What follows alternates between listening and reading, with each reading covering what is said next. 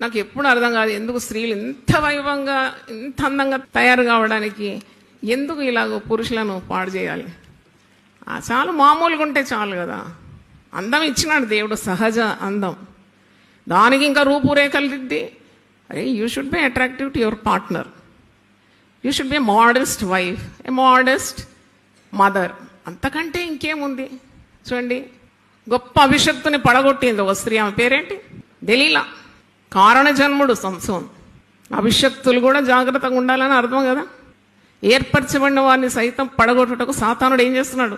విజృంభిస్తున్నాడు, పడగొట్టేస్తాడు అన్నమాట. క్షణంలో పడిపోతారు, మళ్ళీ ఆ వ్యక్తికి విలువే లేదు.